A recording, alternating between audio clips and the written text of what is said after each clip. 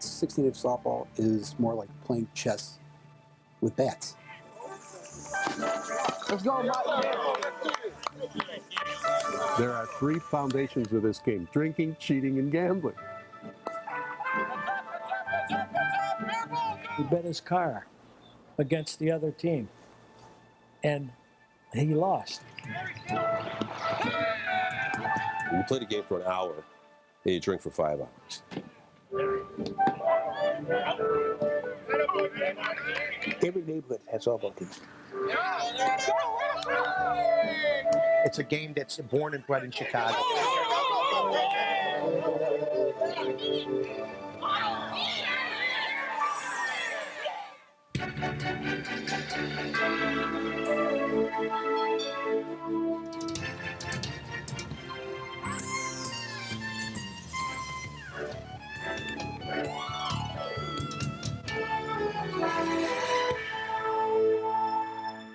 Good evening, I'm John Callaway, and welcome to Chicago Stories. In the spirit of the season, we'll go to the WTTW vault and revisit our 1985 documentary about baseball showman Bill Veeck later in the hour. First, though, a look at Chicago's game, softball. It was invented here more than 100 years ago, and since has spread throughout the world. Softball has a number of forms depending on the size of the ball. The most widely played today is the 12-inch game. The fast-pitch version is what we see in the Olympics, and slow pitch is the staple of recreational softball around most of the country. But here in Chicago, it's been 16-inch softball that has captured the imagination of the city. It's a macho game played without gloves. Crooked fingers abound. But Chicago's 16-inch softball player doesn't care. It's a game that's been handed down as a birthright from generation to generation. Now, how much the next generation of Chicagoans will be playing 16-inch softball is a question we'll take up later in this program. First, here are some of our favorite softball stories and some legendary softball characters.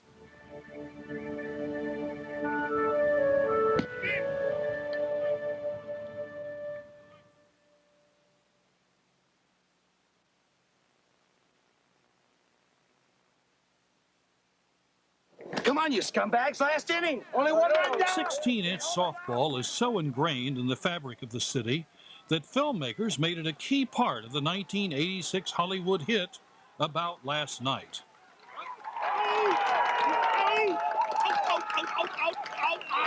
Demi Moore and Rob Lowe start a relationship after they meet at a Grant Park softball game. Eventually, they break up, but the film ends with Moore finding Lowe once again at a softball field. You're not going to be any good at the team. Why don't you just get lost? Come on, go home. Go on. Now here's where Chicago softball players take issue with the story. Lowe's character leaves his team to reconcile with Moore before the game begins. Absolutely false. No. He'd play the game, then go see her afterwards and patch things up. Softball comes first. The guy would play the game, the girl would wait, and the game would be over. And then if the girl wants to hook up with him, fine. He was a wuss. You got to play the game. It's all about the game. Maybe that's why I'm divorced twice. I don't know. Yes, the devotion of the game's hardcore players is unquestioned. But just what makes the game so different?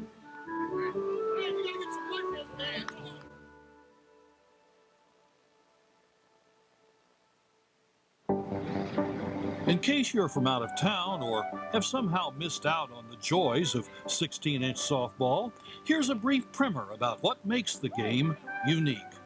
12-inch softball is the most popular softball game played today. But in my opinion, 16-inch is much better.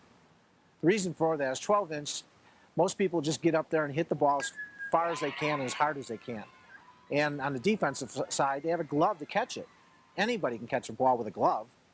16-inch is a thinking man's game. 16-inch softball is more like playing chess with bats because everybody's going to hit the ball, and people learn over the years how to place it, how to hit the holes. Hitters can go long or dump the ball in front of an outfielder playing too deep.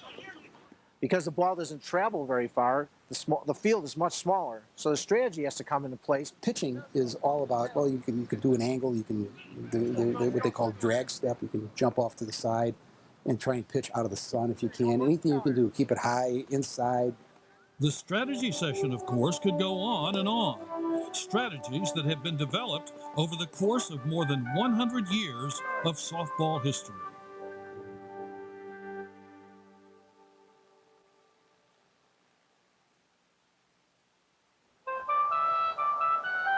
In a grassy field near the corner of 31st Street and Lake Park stands a monument marking the spot where, it is said, the game of softball was invented.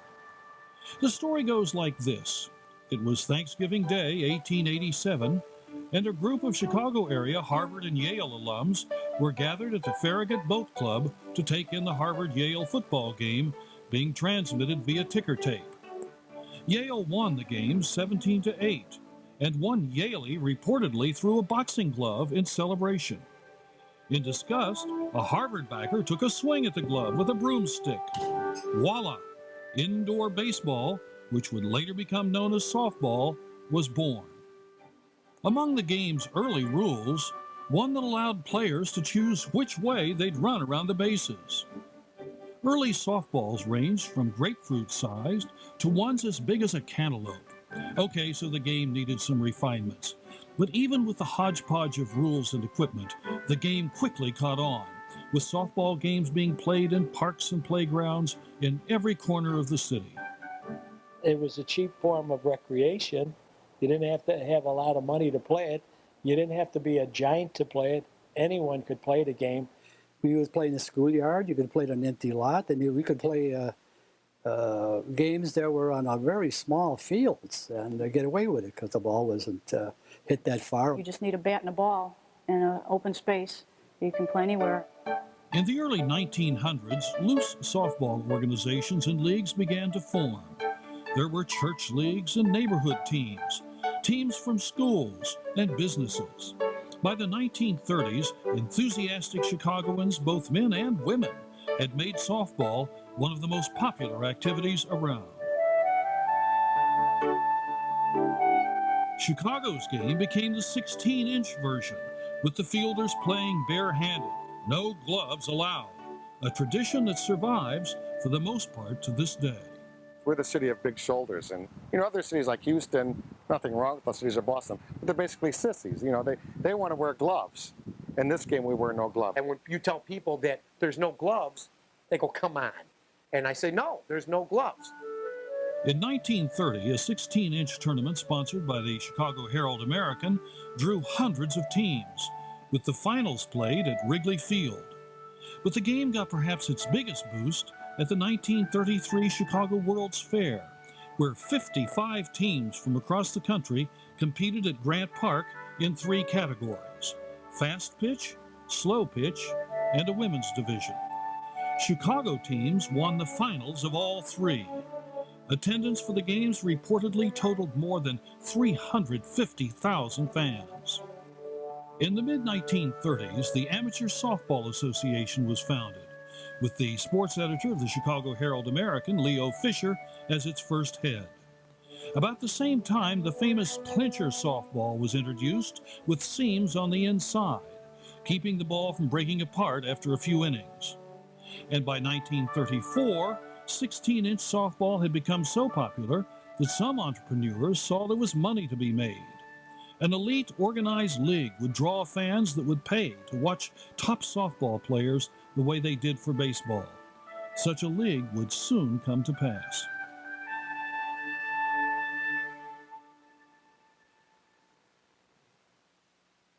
The Windy City League was formed by a guy by the name of Harry Hannon. He played at Bidwell Stadium, which was at 75th and Euclid. If you were any type of softball player, you tried to get on some of these teams because they were the elite of the softball teams in the Windy City. They played before large crowds who paid to get in to see the game.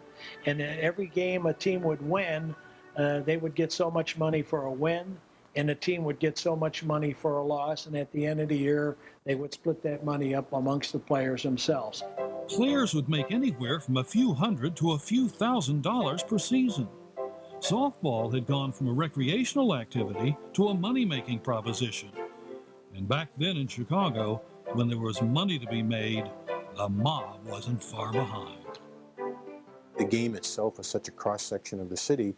Almost every element played its way out into the games one way or another, and I'm sure there was organized crime there too. There was some things that went on that weren't just right on the level because the games were so competitive that gamblers finally moved in over there. There were rumors of games being thrown, though Watkins says he never personally came across any proof. Many players were paid to play in the Windy City League, with fierce competition among sponsors to recruit the top talent. Some players even made enough money between their contracts and side bets on the games that they didn't need day jobs. Joe Brankis played in the Windy City League both before and after World War II. I was a softball bum for about 2 or 3 years. We would meet in the morning, we'd play 18 holes of golf, and maybe go to a racetrack in the afternoon, and hurry home to play a game at 5 o'clock, 7 o'clock, and then in the Windy City League, I think at 8:30 or 9. After returning from the war, Brankis signed a contract with the Triplex Yankees, paying him $1,550 to play in the Windy City League. And that's not all. I told the Triplex Yankees that if they got me a new automobile, I'd play. And that's what they did. I remember the car was worth $1,450. Nobody knew about it till into the middle of the season, so some of the other players would have been very, very upset. The league reported drawing 379,000 fans in 1946. From the mid-1930s through the 40s, the Windy City League was the premier showcase for 16-inch Chicago softball.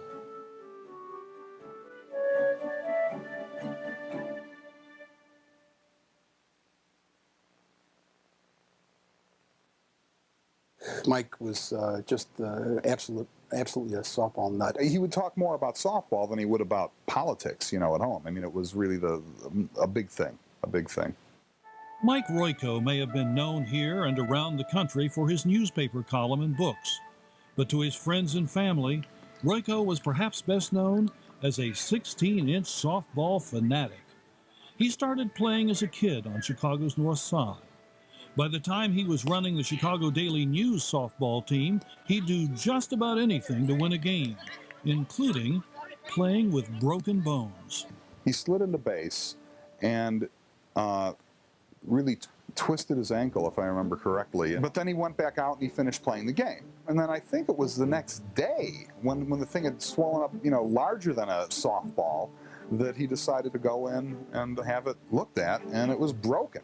If a broken bone can be a good thing, that was one of the best things that ever happened to him in terms of softball goes, because, from that day on, he was a hero. Royko took pride in his team, which won more than a few championships throughout the years. He was particularly fond of bringing in so-called ringers, softball stars who didn't work for the newspaper, to provide his team some added punch. My father loved the idea of having these ringers at the game. It was almost like, espionage for him. Well, he'd get guys from the Bobcats or the Sobies, the real elite teams of those days, and sort of slip them into the lineup for big games. And over the years, fewer and fewer actual newspaper employees played on the team. But even with his band of ringers, things didn't always go as planned on the field. Royko's friend and colleague Don DeBat remembers what happened once after DeBat made a crucial error. I said, "Gee, Mike, I'm sorry about that error." And he turns around to me and he starts yelling, expletive deleted, blah, blah, blah, you're causing us to lose this game. And something just snapped. And I grabbed him by the throat and started choking him. And 2 guys grabbed me, and somebody said his toes actually left the ground, And somebody hands me a bat, and they say, "Don, you're up." I got in the batter's box. I'm literally grinding the bat into sawdust. Pitch comes in. I hit this wallop. It lands on the next diamond. I never hit a ball that far, ever. And afterwards, Royko said, I could hear him over my shoulder. He had that voice. "I really know how to motivate my players." Royko was a 16-inch softball purist. He had no use for the 12-inch game and certainly no use for gloves. He even sued the city of Chicago to keep gloves out of the Grant Park 16-inch league. In one newspaper column, he quoted his alter ego, Slats Grobnik, saying, "If you're going to wear a glove, you ought to also wear a bra." Perhaps Royko cared so much about the game because it was such a release for him from the intense pressure of churning out a daily newspaper column. Royko always said that he played softball for relaxation. Relaxation and camaraderie. Here's one of Royko's favorite post-game stories. Sam Sianis of the famed Billy Goat Tavern sponsored Royko's daily news team. Once, Sianis brought his goat mascot to a game. The goat followed the team back to the tavern for the post-game festivities. The girls are sitting over there with the goat, and they're playing the music, and they get up dancing, and the goat follow them. So funny, the goat walks over by that, and Mike Tracker got $10 from some guy and give to him. And he eat it. And the guy says, hey, that was my $10. Mike says, shut up. Says, the goat is hungry. He needs something to eat. So we're feeding the goat. Dollar bill, dollar bill, dollar bill. And after a little while, the goat cuts loose with a little round of pellets all over the floor, all over our shoes. It wasn't that bad. And all of a sudden, behind the bar, Sam yells out, "Hey, Mike, he give you change."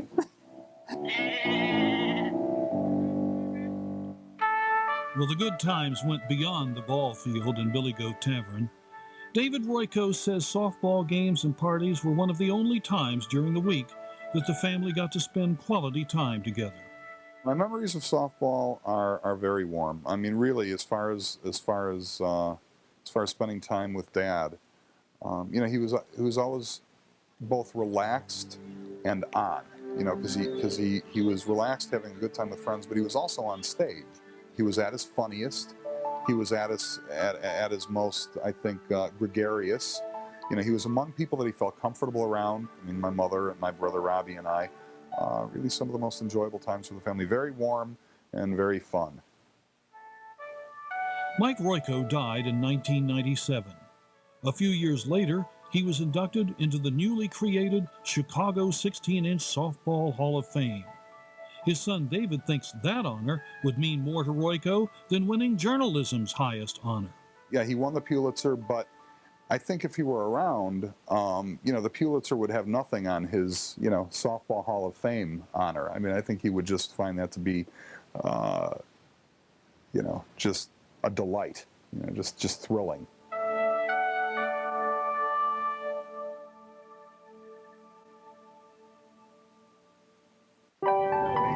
Come on, Tommy. He's in his 70s today, a retired insurance salesman. Still, you'll find Ed Zolna coaching and even occasionally playing 16-inch softball. There it is. Left center, okay. It's been a part of Zolna's life for nearly 60 years, and he sees no reason to stop now. Move him. I'd rather be out here watching a game than doing anything at home. Zolna played in the Windy City League in the late 1940s. In the 60s and 70s, his team, the Bobcats, was legendary, widely hailed as the best softball team ever. Zolna started out as a fleet-footed outfielder, then moved to the infield, and eventually became a pitcher. Eddie Zolna is wonderful. I think he was the heart and soul of softball when softball was in its heyday in the 50s and the 60s and the 70s. With the Bobcats, Zolna was more than just a player and coach. He was also the owner and general manager. His overwhelming success left other teams with a combination of jealousy and admiration.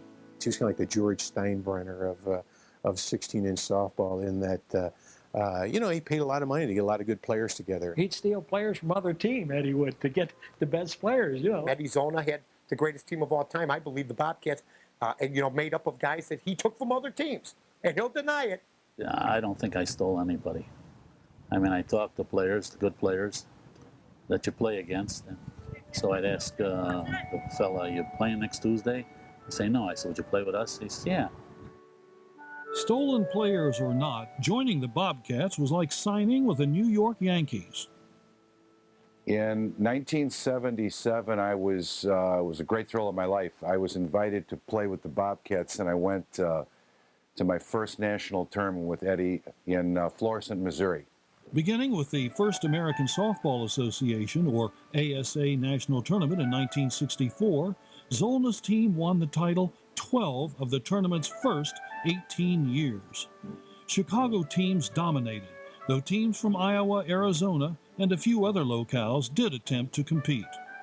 It was in an attempt to keep those out-of-town teams interested in the 16-inch game that the ASA eventually decided to allow gloves in their national tournament. Many Chicago players were outraged, but though Zolna didn't like gloves, he was one of the few Chicagoans who saw them as a way to expand the game beyond Chicago. You talk to some of the old-timers, and they say, what are you playing with gloves for? We never played with gloves. Well, I can understand their point of view, but all over the country, they played with gloves. So you got to adapt to what's best for the tournament. The first tournament or two, the Chicago teams won the tournament without wearing gloves while they were playing teams that wore gloves. It was kind of a funny thing to see. It was a little bit like winning it with your arm tied behind your back.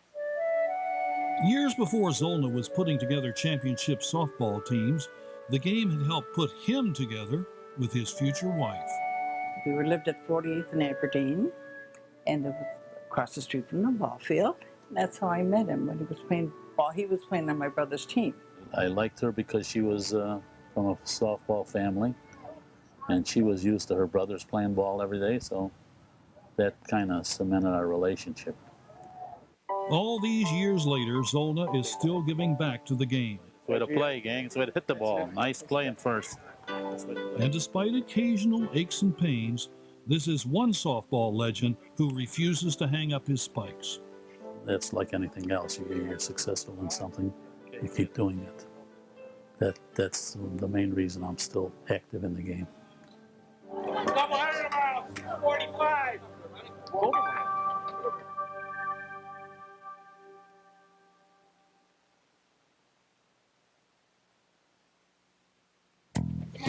Out! He struck him out. Look at me. That's how I was when I played softball. This is the closest you'll find Kevin Hickey to a ball field these days, except when he occasionally helps out these little leaguers on the field. Cheering at it. You got cheerleaders on.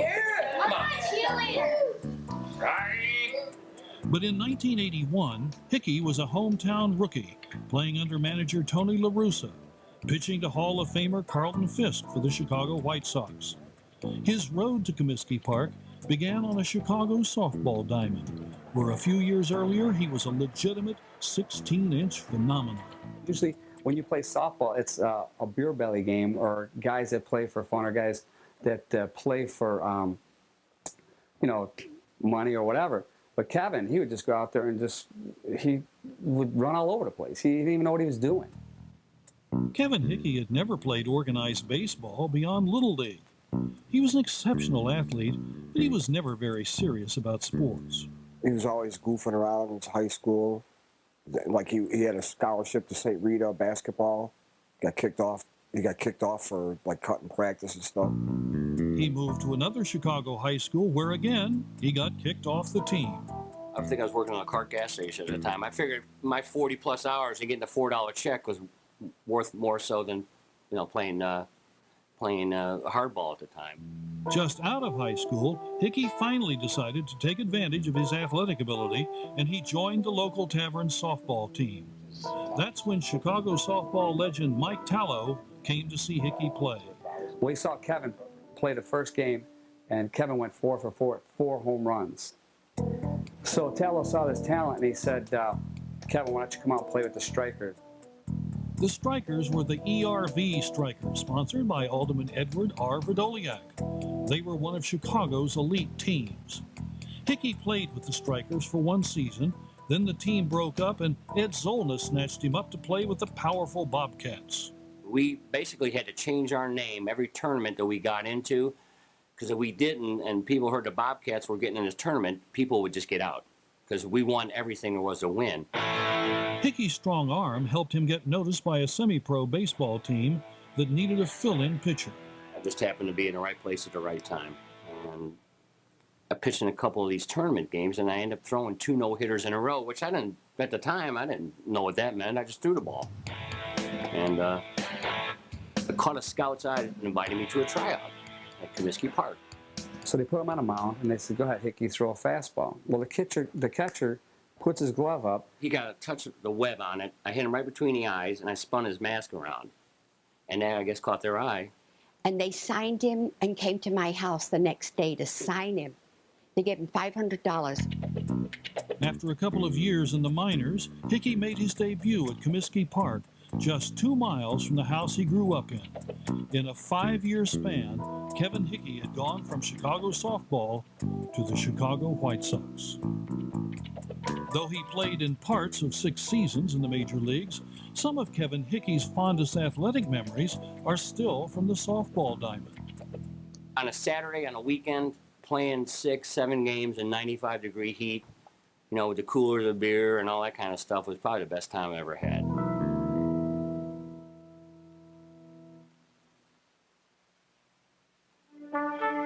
We've met just a few of 16-inch softball's colorful characters, each with great passion for the game. But in Chicago, they are not alone. In the old days, it was not unheard of to play 150, 160 games in one summer, 3 or 4 games a day. So I played 3 games in one night, and you were delirious. And you know what? When you start thinking what the stuff that you did back then, the way you're driving, and you're going 70 miles an hour down Peterson Avenue, you're going 65 miles an hour down Wilson Avenue towards Marine Drive. You're taking Lakeshore Drive, trying to get to Howard, so you can take Howard up to Rogers at Potawatomi Park, and you're doing this while you're changing.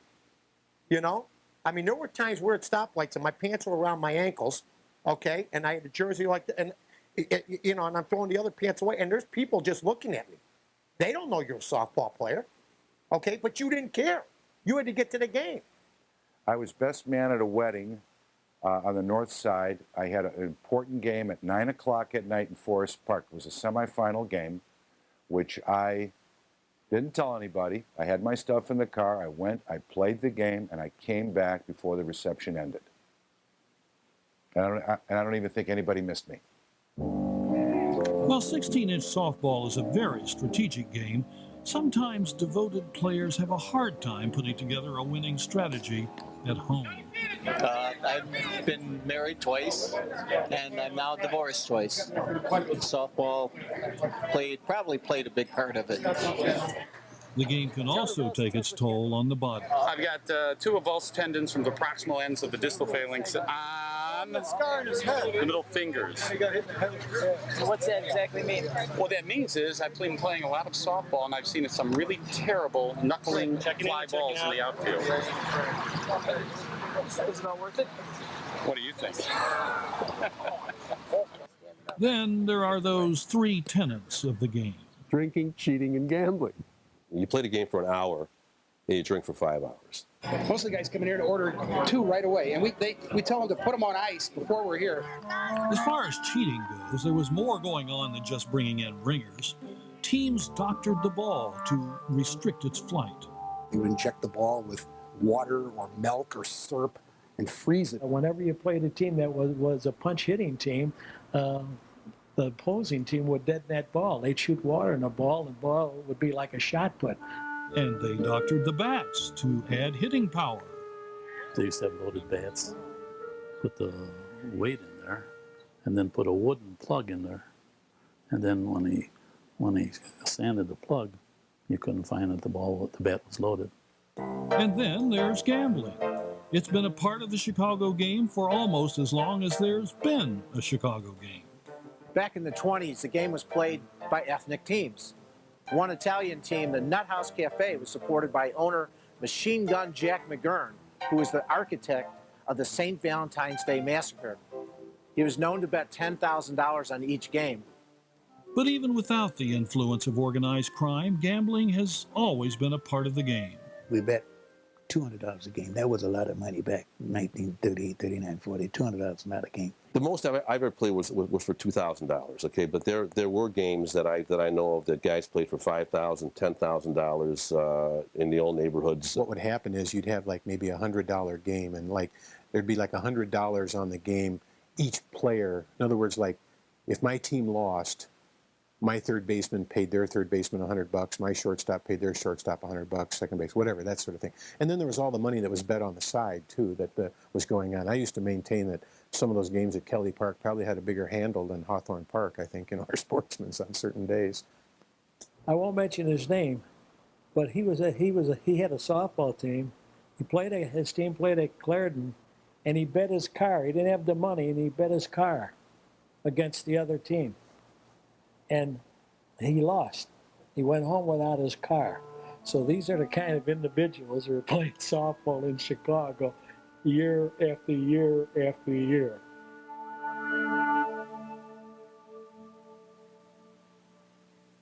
There were literally something like 15,000 teams, if you can imagine. Everybody played it, from the north side to the south side. In its heyday, some of Chicago's most famous athletes competed on the softball diamond. Harlem Globetrotter and NBA star Nat Sweetwater Clifton was one of Chicago softball's all-time greats. Baseball stars Phil Cavaretta and Moose Skowron shined on the softball field, as did DePaul's legendary basketball coach Ray Meyer.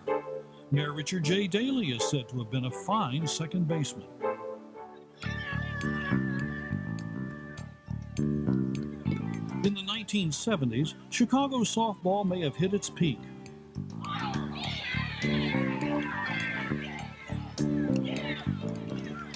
There was a monthly magazine covering the action and regular newspaper columns devoted to the game and its characters. In 1975, Channel 11 carried Chicago's World Series of Softball live from Soldier Field, with Mike Royko and fellow softball enthusiast Tim Weigel joining WTTW's Marty Robinson on the telecast. The 1990s brought restaurateur and softball enthusiast Rich Melman's Lettuce Team, which dominated local leagues and won numerous national championships. Melman also helped get weekly games on cable TV. But despite that exposure, the game of 16-inch softball has been in a state of decline for a number of years. The blame goes in a number of directions. The game of softball for kids has been replaced by a variety of things like new sports ranging from skateboarding to soccer. Then the darn electronic games and the internet that keep kids in their rooms, which I really don't understand. Some blame an increase in the cost to play. Today it's very difficult because entry fees are so expensive, and unfortunately they've made it that. And I think it's hurt softball. I think it's hurt 16-inch softball. The women's game is in decline as well. And it seems to be dying, which is a little disheartening right now, especially from the women's standpoint. Now with the Title IX, girls having possibility to have college scholarships. In softball, the leaning is towards 12-inch. One step was taken in 1998 to help bolster the game. Sports radio personality Mike North is credited with convincing the Chicago Public Schools to bring the 16-inch game to the Chicago Public League. And it's not only helping to revive the game, it's helping get kids involved in sports who otherwise might stay away. It's been an overwhelming success, and now we got over 50 teams. So it was the kind of game that, once again, if you can't play hardball, you can play softball. So it's becoming a neighborhood game once again.